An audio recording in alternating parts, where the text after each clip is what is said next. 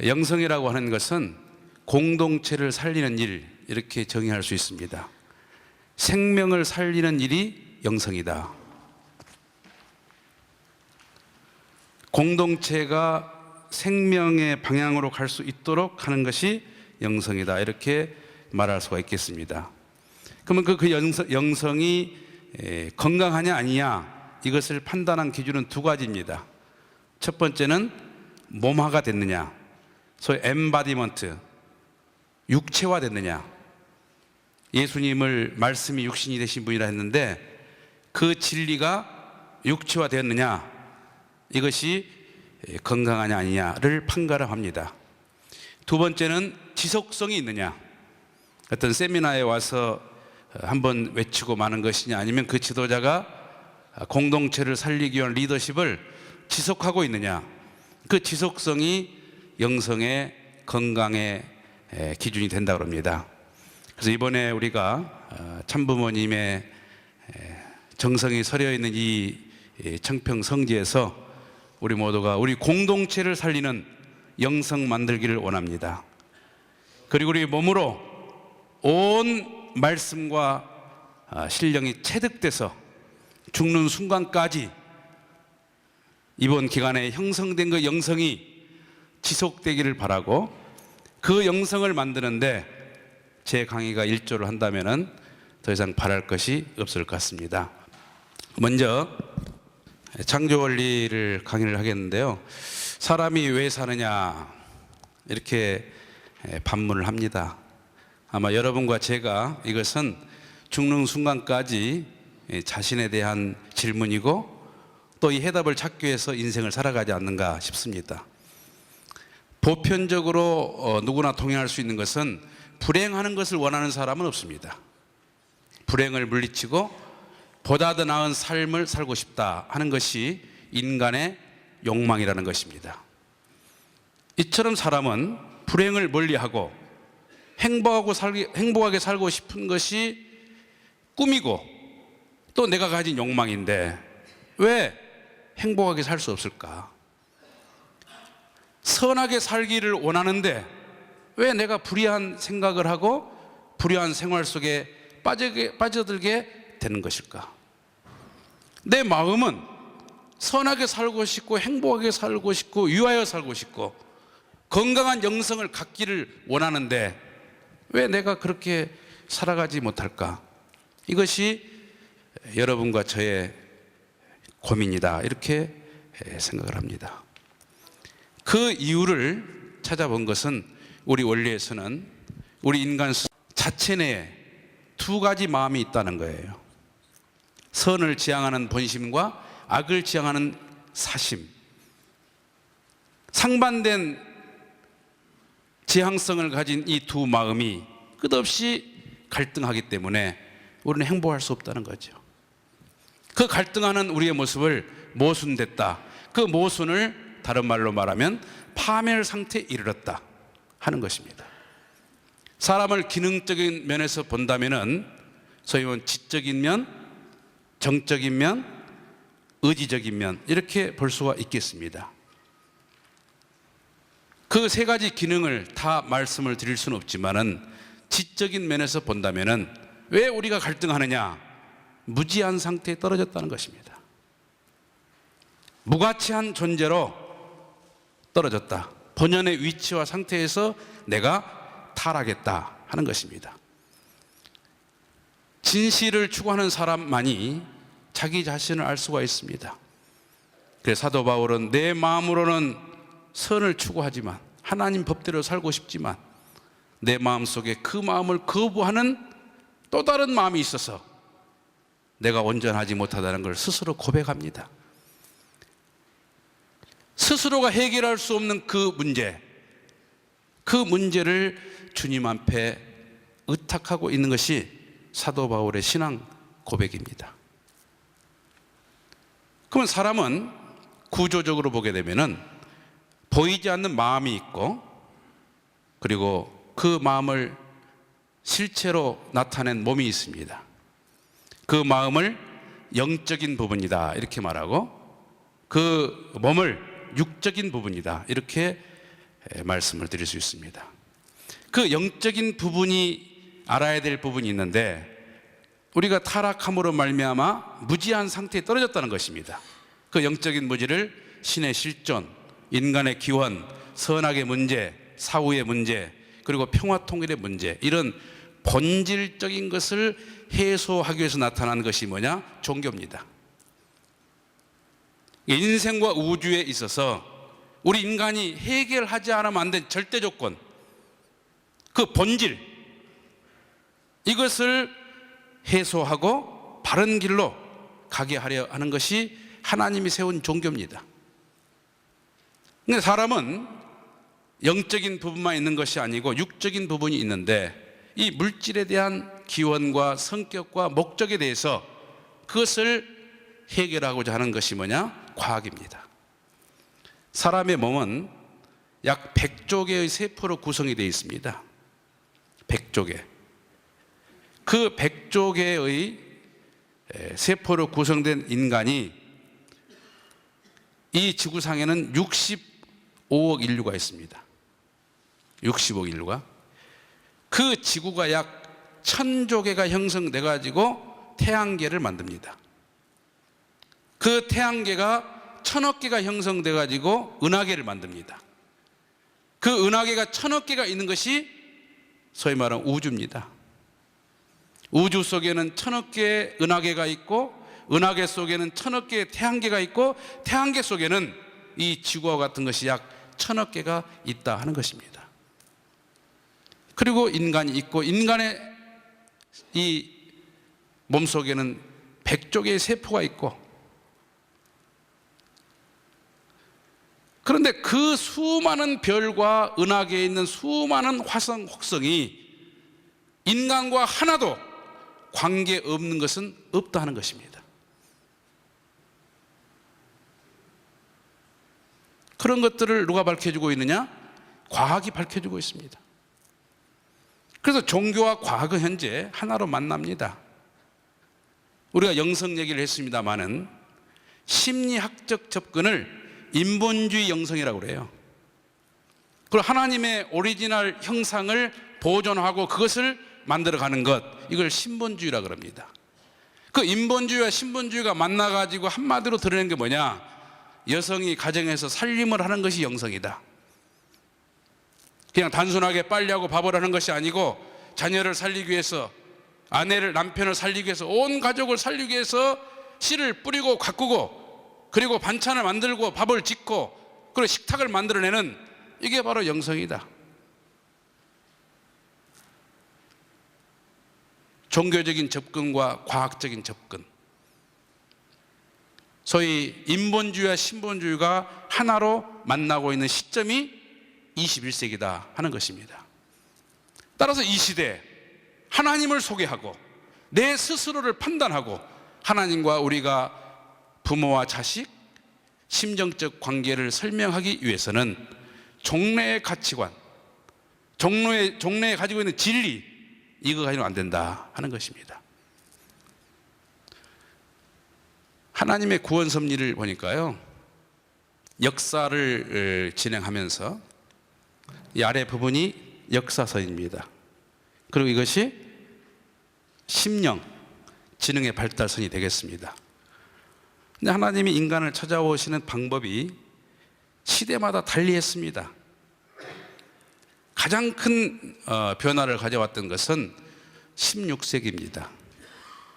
16세기는 인류 역사 속에서 지식과 정보가 수직 상승을 했던 때입니다. 지식과 정보가 수직 상승을 하는 그 입장에서 종래에 가지고 있던 의식, 시스템, 구조, 이 모든 것이 부정을 당합니다. 그것이 문예의 부흥이고 르네상스입니다.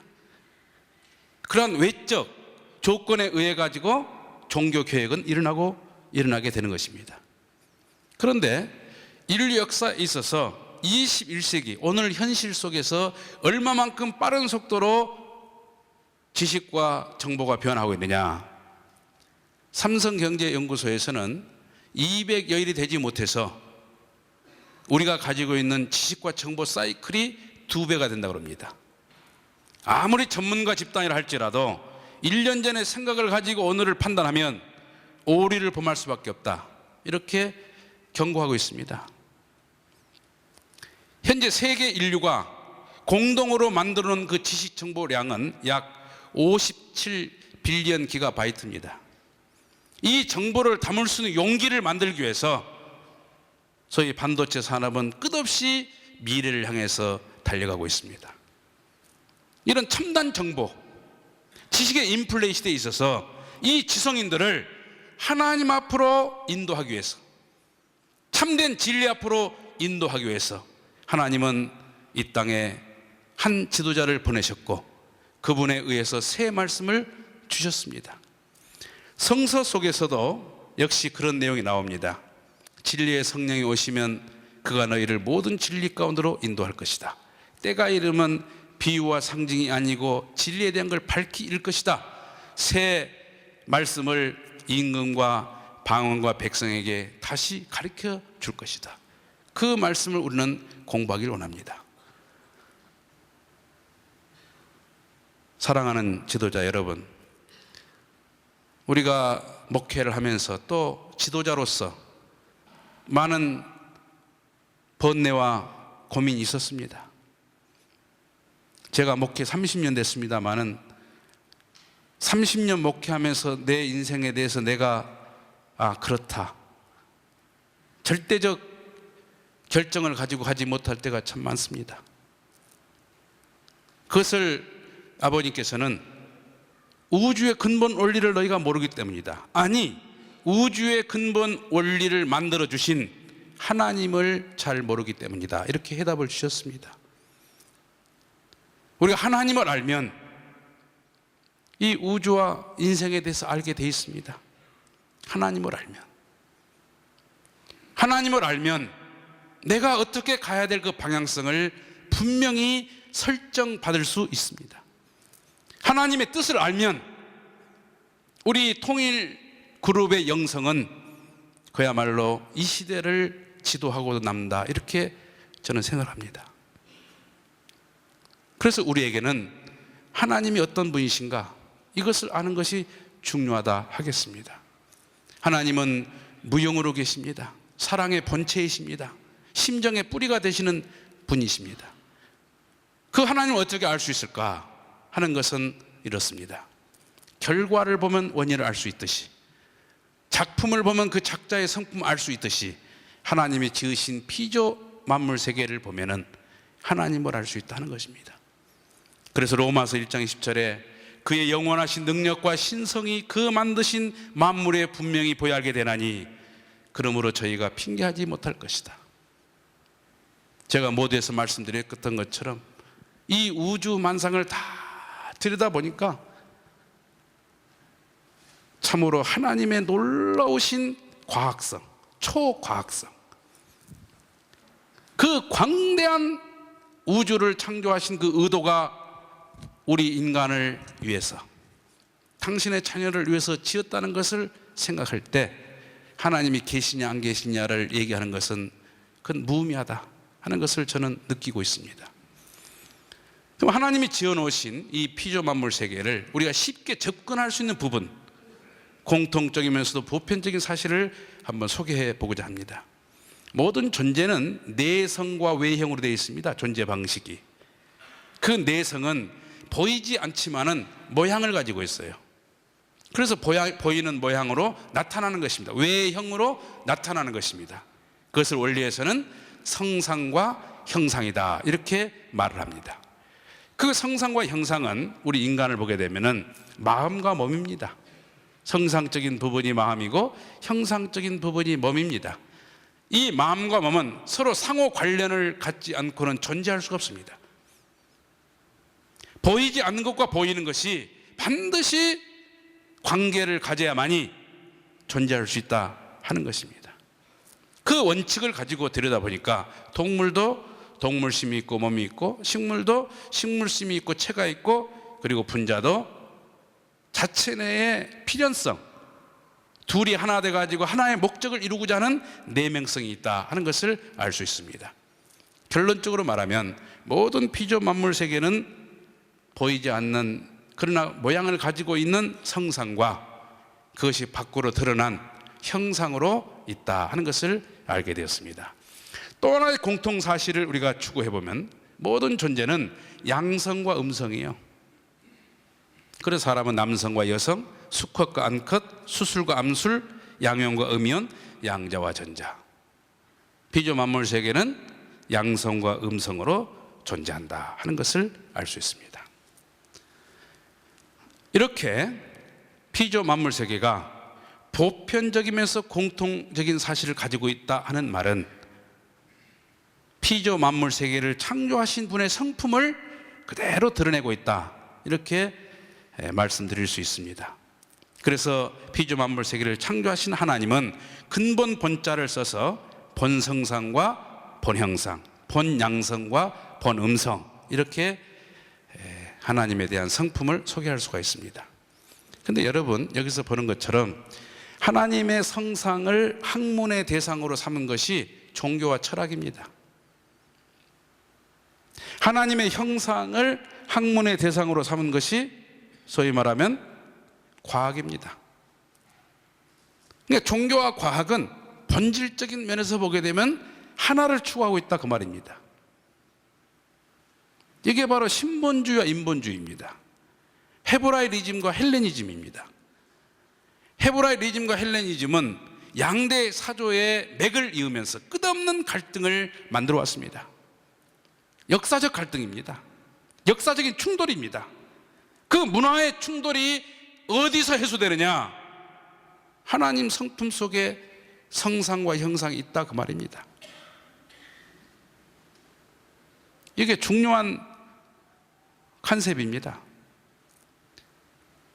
우주를 창조하신 가장 근본 되신 하나님 마음속에, 하나님 속성 속에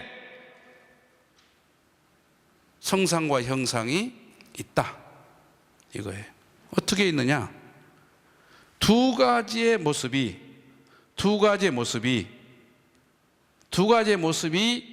하나가 돼서 존재하는 모습이다. 그게 이성성상입니다. 이 부분을 좀 더 구체적으로 여러분하고 공부를 해보고 싶습니다. 성상과 형상, 이게 어떤 관계를 가지고 있느냐?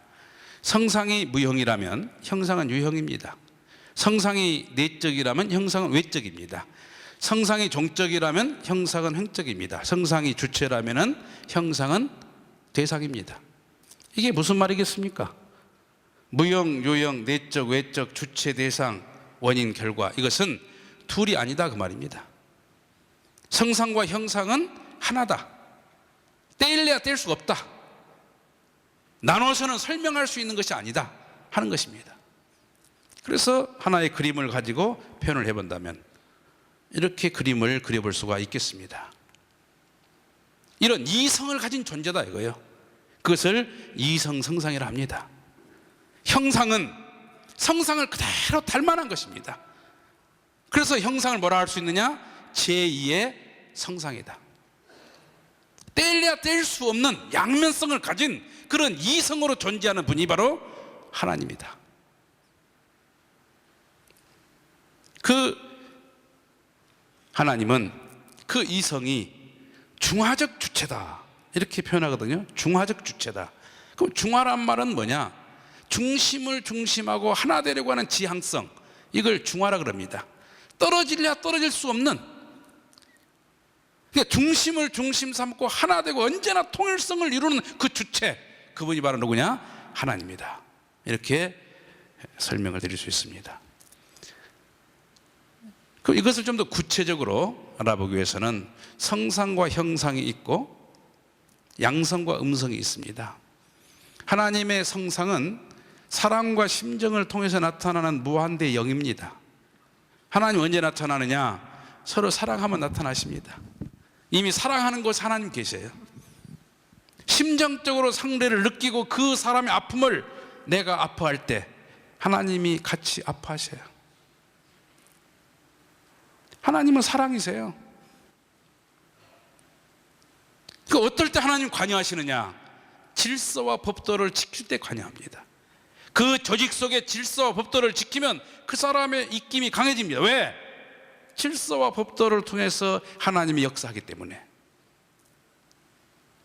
법도를 통해서, 질서를 통해서 하나님 오십니다. 근데 그 질서와 법도, 사랑과 심정, 이것을 사랑답게 하고 심정답게 하고 질서답게 만들어주는 게 뭐냐? 이게 음양의 조화예요. 그래서 내 마음속에도 음적인 요소가 있는가 하면 양적인 요소가 있습니다. 탐구성이 강한 사람, 양성적인 사람이에요. 탐구성이 약한 사람, 음적인 사람입니다. 그러면 여러분, 탐구성이 강한 사람이 목회를 잘할 것 같습니까? 탐구성이 약한 사람이 목회를 잘할 것 같습니까? 그것은 탐구성이 강한 사람은 탐구성이 좀 부족한 대상을 만나면 목회를 잘합니다. 탐구성이 좀 약한 사람은 탐구성이 좀 강한 지역에 가면 목회가 잘 되게 되어 있습니다. 아마 협회장님 뒤에 계시지만은 그 사람의 성향에 따라서 목회 임지를 만드는 것도 상당히 바람직하다고 저는 생각합니다. 제가 심리상담협회에서 근무를 하면서 보니까요, 자녀들 DNA를 분석해가지고 주면은 탐구성이 높으면 야호합니다. 여러분요, 그거 아니에요. 탐구성이 높은 남녀가 만나가지고 결혼하면은 매일 저녁 탐구하다가 끝납니다. 그러니까 탐구성이 높은 사람에게는 탐구성이 좀 약한 사람이 있어야 관리를 해주고 보호를 해주고 잡아주고 붙들어주고 쓰러질 때 할 때 받쳐주고 그 보조 파트가 필요한 거예요. 그것을 절묘하게 해준 게 뭐냐? 음양의 조화다 이게요. 그래서 양성과 음성의 이성성상은 성상과 형상의 이성성상을 규정해준다. 규정.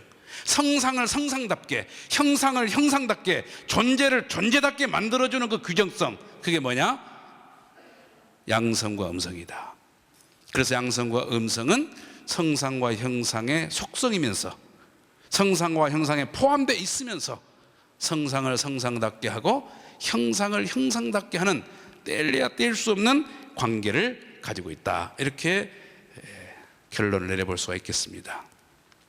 그럼 하나님의 존재 양상에 대해서 제가 원래는 따라하기 하는데 여러분들이 지도자분들이기 때문에 제가 혼자 읽어보겠습니다. 하나님은 본성상과 본형상의 이성성상의 중화적 주체이시며 본성상적 남성과 본형상적 여성의 이성성상의 중화적 주체로 계십니다. 피조 세계에 대하여서는 성상적인 남성격 주체로 계시기 때문에 그분을 하나님 아버지라고 부릅니다. 이렇게 결론을 내려드리고 있습니다. 그러면 하나님과 피조세계의 관계를 좀 살펴보겠습니다. 하나님은 제가 지금까지 설명드렸던 것처럼 성상과 형상, 양성과 음성, 이성성상의 중화적 주체다. 그 하나님은 무형이라고 그랬습니다. 무형으로 계신 하나님은 당신을 정죄할 수 있는 소위 말하면 구상을 하게 됐고 그 구상, 창조라고 하는 그 구상을 설계도로 만든 게 뭐냐면 원리입니다. 이걸 프린시플이라고 합니다. 프린시플. 영원히 변하지 않는 거룩한 설계도가 뭐냐? 디바인 프린시플입니다.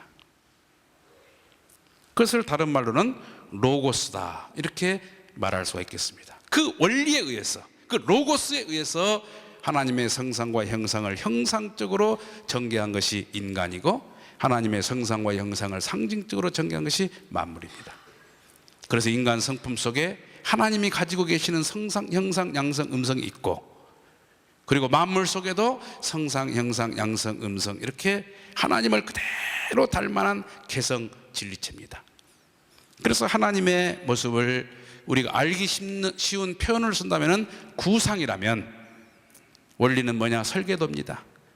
그 설계도대로 만들어진 이 피조 만물 세계는 하나님의 실체 대상으로서 건축물입니다. 따라서 이 피조 만물 속에 있는 모든 인간은 개성 진리체다. 한 사람 한 사람이 각자 하나님의 성품을 타고난 존재다 이거예요. 모두가 개성을 가지고 있는 진리체인데 그 진리체가 혼자 있으면 존재 의미가 없습니다. 반드시 상호 관련을 맺지 않고서는 내가 존재한다는 철학적 근거를 가질 수가 없습니다. 누구의 자녀이며 누구의 남편이며 누구의 아버지이며 누구의 친구이며 내가 어디 교회에 소속된 목사이며 상호 관련을 맺지 않고서는 내가 존재할 수도 나 자신을 설명할 수도 그 의미를 부여할 수도 없다 이거예요. 개성 진리체이면서 뭐냐? 연체적 존재다 이거예요. 그래서 우리는 서로가 한 방향을 가는 심정의 형제고 하나님을 중심 삼은 대가족으로서 떨어질래 떨어질 수 없는 모습들이다 하는 것을 원리에서도 설명을 잘해주고 있습니다. 그것을 좀 더 마지막 결론이 되겠습니다마는 계층과 구조로서 이 부분을 한번 설명을 해보겠습니다. 광물 세계를 보게 되면은 어떤 화학적인 작용성이 있고 그것이 나타난 것이 뭐냐면 원자 분자입니다. 이 화학적인 작용성은 식물에게도 있어요. 근데 식물에게는 뭐가 하나 더 있느냐? 생명력이 있다는 것입니다. 생명력. 그리고 세포, 구조가 있어요. 우리 원리에서 말하는 자율성이 생명이고 주관성이 구조입니다. 근데 동물은 이런 화학적인 작용과 생명성과 구조가 있는가 하면은 하나가 더 있다는 거예요. 본능성이 있다는 거예요. 그리고 신경체계가 있다는 것입니다. 근데 이것을 다 포함해서 인간은 하나가 더 있습니다. 그것이 뭐예요? 생심과 영체입니다. 우리 인간만이 가지고 있는 하나님의 형상을 가지고 있는 것이 뭐냐? 생심입니다. 생심이 있기 때문에 만물이 영장이 되는 것이고 생심이 있기 때문에 하나님과 부모와 자식 간의 관계를 갖는 것입니다. 그러니까 생심을 가진 자들끼리 진화하는 거예요. 동물은 동물이라는 그 종 속에서 진화가 가능합니다. 그러나 아무리 동물이 진화해도 생심은 못 가져요. 식물은 식물 속에서 진화가 가능합니다. 그러나 아무리 노력을 해도 본능성은 못 갖습니다. 계층적인 하나님의 창조를 보니까 이렇게 계층이 있다 이거예요. 그런데 그것이 하나도 언밸런스가 없이 광물과 식물과 동물과 인간이 공통적으로 식물과 동물과 인간이 공통적으로 동물과 인간이 공통적으로 그리고 하나님의 속성을 가지고 있다 하는 것을 볼 때 그야말로 이 피조 만물 세계를 보면은 하나님이 얼마나 오묘한 분이신가 하는 것을 다시 한번 우리 모두가 받아들이지 않을 수 없다는 결론을 드립니다.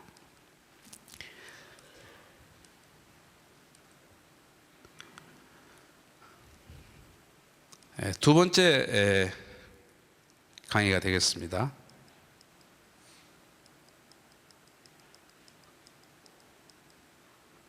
만유원력과 수장에 대해서 말씀드리겠습니다.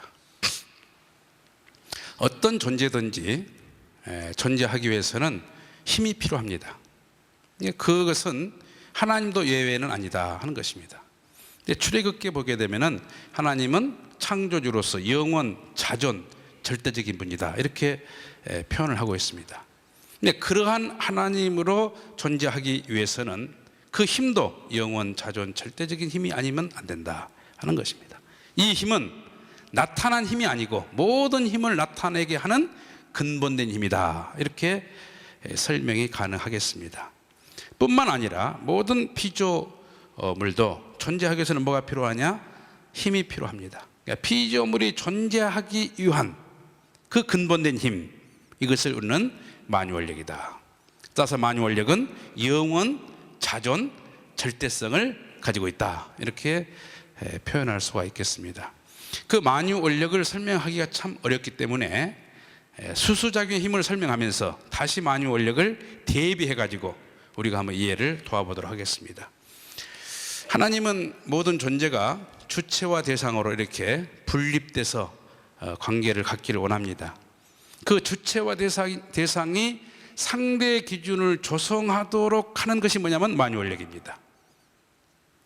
그러니까 만유원력에 의해서 하나님의 실체로 전개된 모든 주체와 대상은 상대 기준을 조성한다. 상대 기준이 조성되면 반드시 뭐가 벌어지느냐? 작용이 벌어지는데 그 작용을 주고받는 수수작용이다. 이렇게 말씀할 수가 있습니다. 수수작용을 하게 되면은 자연스럽게 힘이 발생을 합니다. 그 힘을 수수작용의 힘이라 하고, 그 수수작용의 힘은 모든 존재가 존재를 위한 힘으로서 생존, 번식, 작용, 그 힘을 나타내게 됩니다. 그래서 만유원력을 주체적이라고 하면 수수작용의 힘을 대상이다. 만유원력이 원인이라면 수수작용의 힘을 결과다. 이렇게 말할 수가 있겠습니다. 이 부분을 한번 그림을 보면서 설명을 드려보겠습니다. 만유원력이 뭔가? 만유원력은 하나님에게서 나오는 힘이다 제가 그랬습니다. 그리고 만유원력이 동기가 돼가지고 수수작용을 통해서 나타나는 힘을 수수작용의 힘이다 이렇게 말했습니다. 그러니까 만유원력의 힘이 내적이라면 수수작용의 힘은 외적입니다. 만유원력이 원인이라면 수수작용의 결과입니다. 만유원력이 주체라면 수수작용의 힘은 대상이다. 청평호반에 지금 물이 많이 있습니다. 그 물은 현실적으로 구체화되지 않는 힘입니다. 근데 그 댐 밑에 내려가면은 조그마한 수력발전소가 있습니다. 그 수력발전소가 어떤 수력에 의해서 가동이 되게 되면 전류가 발생을 합니다. 전류가. 그러니까 청평호반에 고여있는 물이, 예를 든 겁니다. 고여있는 물이 만유원력이라면 그 힘에 의해 가지고 수력발전소가 돌아가서 전류가 생겨 가지고 우리가 지금 이 전기불을 바라볼 수가 있습니다. 이걸 뭐라 하냐? 수수작용의 힘이다. 이렇게 설명할 수가 있겠습니다. 그러니까 만유원력이 없이는 수수작용의 힘은 나타날 수가 없습니다. 반대로 만유원력이 있다 할지라도 수수작용을 하지 않으면 만유원력은 현실적인 것으로 나타날 수가 없습니다. 그래서 주체 대상인 거예요. 만유원력과 수수작용의 힘은 뗄래야 뗄 수 없는 거예요. 그래서 원인과 결과입니다. 그래서 내적인 것과 외적인 관계를 가지고 있다 이거예요. 하나님이 이미 아무리 강하지만 나를 통하지 않고는 수수작용할 수 없어요. 또 내가 아무리 잘났다 할지라도 하나님의 도움 없이는 내 스스로 설 수가 없다 이거예요.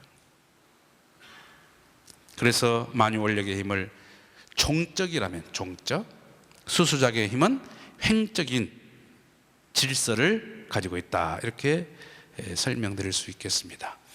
여기에 대한 예를 좀 들어본다면은 우리가 흔히 많이 공부를 했던 내용입니다. 원자가 있는 데는 양자, 전자가, 분자가 있는 데는 양이온과 음이온이 각각 융합작용과 화학작용을 통해서 존재합니다.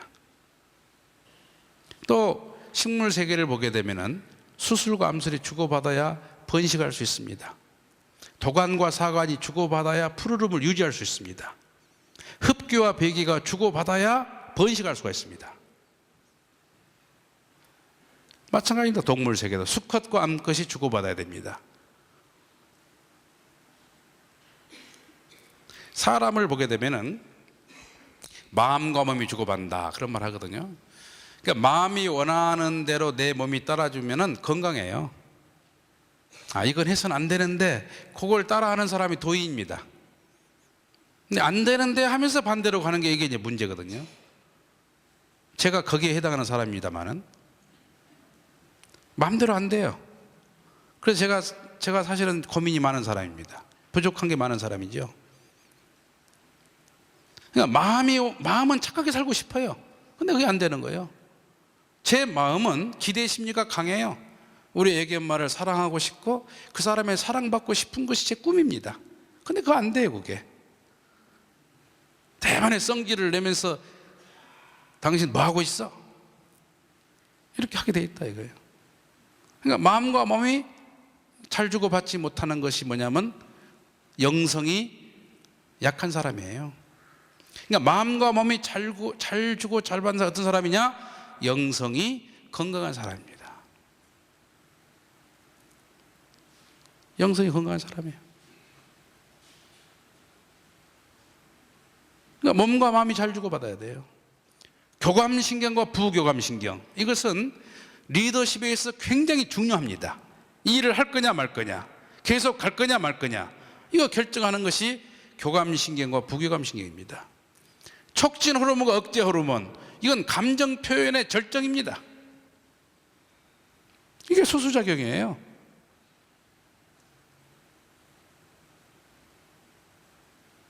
그런 개인이 하나의 조직을 만드는데 그게 뭐냐? 가정입니다. 남편과 아내가 서로 잘 주고 받는다, 이것처럼 사실은 중요한 게 없다고 생각합니다.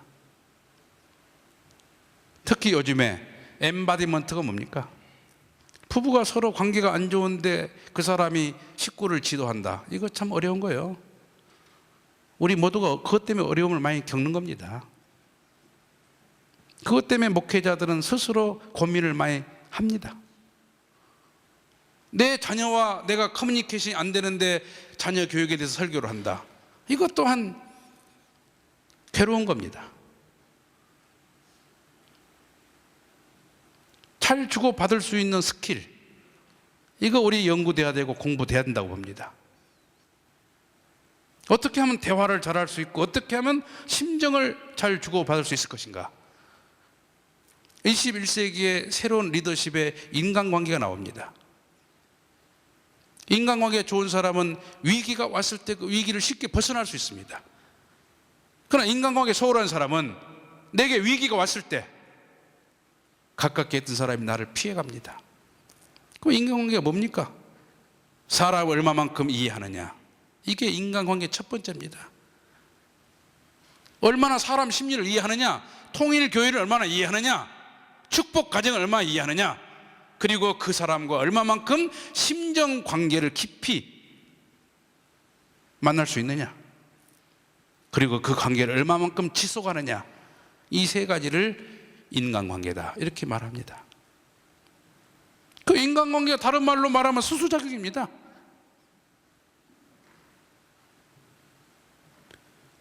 서로 잘 주고받는 가정, 건강한 가정이에요.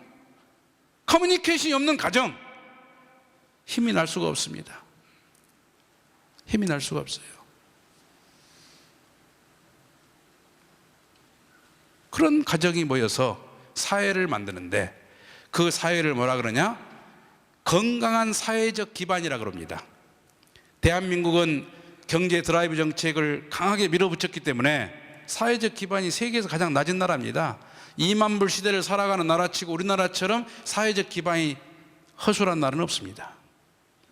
아무리 축복 가정으로서 교회에서 원리 강의를 하고 다 했지만 한 발짝만 뛰면은 우리 아이들이 대부분의 유혹에 빠지는 환경을 가지고 있습니다. 그것을 취약한 사회적 환경이다, 이렇게 말합니다. 그러니까 건강한 가정이 모여서, 윤리와 도덕이 강한 가정이 모여서 건강한 사회적 기반을 만들 때만이 심정 공동체가 가능한 것입니다. 그런 사회적 기반을 만들기 위해서 우리는 NGO 활동을 지금까지 많이 해왔습니다. 참가정 운동 많이 했습니다. 강한 대한민국, 요즘에 세상에서도 강한 말을 많이 써요. 제가 강한 대한민국에 대한 대안을 세워봐라, 그래서 이스라엘 나라를 연구해 보니까요, 쇠마 정신입니다. 정신을 깔고 강하게 나왔어요. 쇠마 정신이 뭐냐?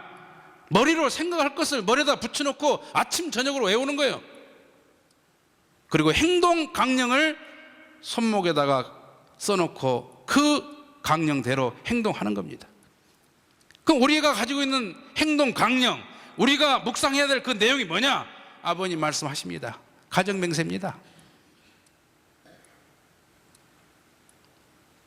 그 가정 맹세가 사장되지 않고 우리의 생활 속에서, 우리 가정에서 구현되면 그것이야말로 강한 공동체, 건강한 공동체.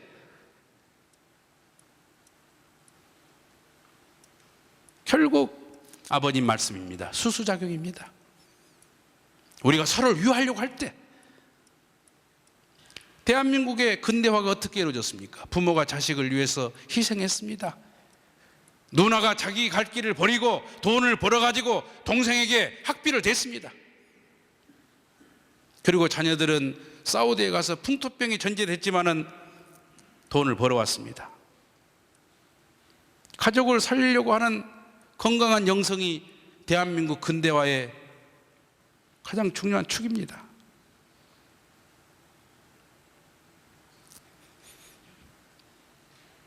잘 주고받는 거, 이게 얼마나 중요한가 하는 것을 알 수가 있습니다. 그럼 양심작용이라는 게 있습니다. 양심작용. 양심은 아버님께서 이제 본심이다 이렇게도 많이 씁니다. 요즘 양심이라는 말을 우리가 많이 쓰고 삽니다. 양심은 창조 본연의 양심이 있어요. 그럼 창조 본연의 양심은 뭘까? 창조 본연의 양심은 하나님을 중심 삼은 진리를 중심 삼고만이 작용하는 겁니다. 그걸 창조 본연의 양심이다.